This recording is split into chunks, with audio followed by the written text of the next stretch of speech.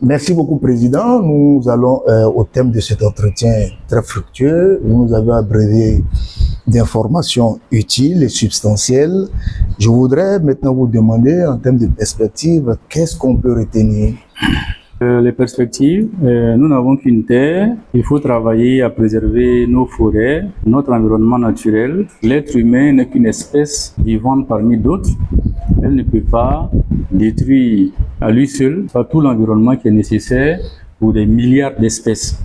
On parle aujourd'hui de grande extinction, comme l'humanité en a connu, parce qu'il y a des espèces d'animaux qui disparaissent, parce que leur habitat disparaît par le fait de l'homme, l'industrialisation forcenée, l'appât du gain, la soif d'argent.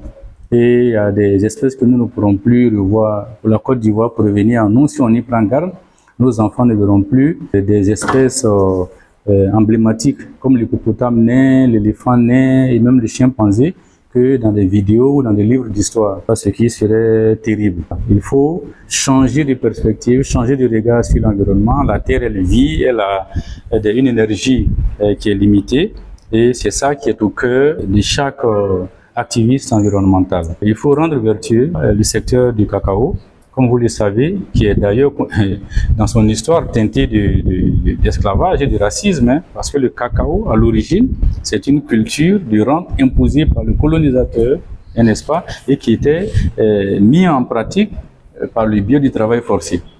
Il faut que le cacao puisse sortir totalement de ce qui a entaché ses origines. Et dans notre monde d'aujourd'hui, si on n'a plus l'esclavage et ce travail forcé-là, on peut rendre les acteurs plus responsables et puis permettre à tous les planteurs de cacao, les plus faibles donc de la chaîne de production, de leur permettre d'avoir des revenus décents, d'avoir des vies correctes, d'éviter le travail des enfants en développant ces communautés où on va prendre le cacao, en leur donnant des revenus décents, en permettant à leurs enfants de ne pas ployer sous le fardeau du travail forcé ou du travail des enfants. Et tout cela, pour changer vraiment le jeu par rapport à cela, le rôle des grandes compagnies et des États est essentiel. C'est les plus grands responsables, ceux qui peuvent actionner des leviers décisifs. Et il faut que ce travail-là puisse se faire et que le cacao soit une culture qui se développe, n'est-ce pas, dans un environnement agroforestier, où on peut sauver des arbres, planter le cacao, sans raser complètement tout ce que nous avons comme richesse, et au niveau de la biodiversité également.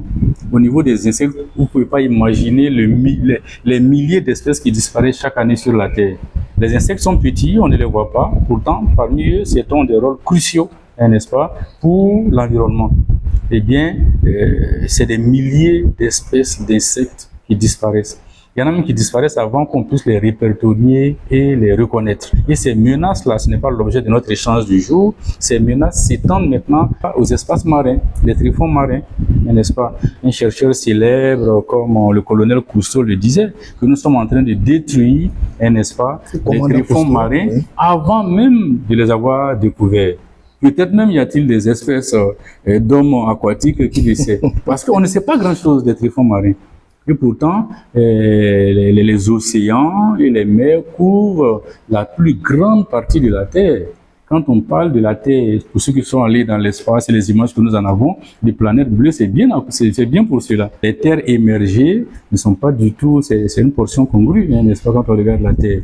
Eh bien, ces espaces-là, on ne les a même pas fini de les découvrir, mais on est encore en train de chercher dans notre quête de richesse, notre quête effrénée, pas de matériel, on est en train de les détruire. Les terres rares aujourd'hui, on les cherche dans les tryphons marins. Et donc ici, comme perspective, je peut-être finirai sur ces mots-là. En même temps, en termes de conclusion. Oui, c'est un cri du cœur. Et on passe arrêter au cri du cœur. Il faut passer à l'action. Tout à fait. Il faut pouvoir toucher, n'est-ce pas, ces grandes compagnies, ces profiteurs entre griffes. Il faut pouvoir les toucher là où elles font le plus attention, ce qu'elles regardent le plus, c'est-à-dire le porte-monnaie. Voilà. Et l'évaluation annuelle du chocolat participe de cette dynamique, de ce choix volontaire de lutter pour préserver les intérêts des populations fragiles et également de préserver notre environnement naturel qui est essentiel pour notre santé et essentiel même pour la survie de l'espèce humaine et de milliers d'autres espèces. Et donc la période de Pâques est une période idéale parce que justement En ce qui concerne le chocolat, en tout cas, c'est la période où le chocolat se vend le mieux. Et donc, l'évaluation annuelle du chocolat arrive à point nommé. Notre invitation citoyenne maintenant à tout, au gouvernement, à la société civile, aux entreprises et aux populations consommatrices. Au gouvernement, aux compagnies, c'est de faire des efforts pour aller plus loin, d'autant plus que nous avons aujourd'hui de nouvelles régulations, notamment au niveau de l'Union européenne, mais également les douanes américaines qui font des efforts. Les efforts sont faits par le gouvernement. Malheureusement, il y a encore quelques obstacles, parce qu'on se rend compte qu'au niveau de la non-réglementation de l'Union européenne, par exemple, il y a quelques obstacles. Il y a des gens qui sont puissants, notamment des grandes compagnies, qui travaillent à reporter la mise en œuvre de cette régulation ou alors à l'adoucir un peu trop. Il faut que le gouvernement, notamment dans des structures, le Ghana et la Côte d'Ivoire ont de belles structures de collaboration. Il faut qu'on puisse les améliorer, les soutenir pour qu'on arrive à un cacao vertueux. Et surtout, notre adresse en tant que société civile, activistes environnementaux, c'est de faire cet appel aux citoyens du monde entier. Regardons ce que nous achetons. Achetons seulement ce qui est produit dans le respect des hommes, dans le respect de l'environnement. C'est le levier le plus important que nous avons pour changer la nature des chaînes de production et les rendre plus vertueuses. Nous avons du pouvoir, il faut pouvoir utiliser ce pouvoir-là de façon éclairée. Merci, Monsieur le Président. Quel plaisir de vous écouter et de vous entendre parler. Je pense que nous nous retrouverons dans un autre cadre, bien entendu, et surtout la question environnementale qui tient beaucoup à cœur à DDH TV. On parlera spécifiquement de l'environnement, qui est notre futur, comme vous l'avez dit.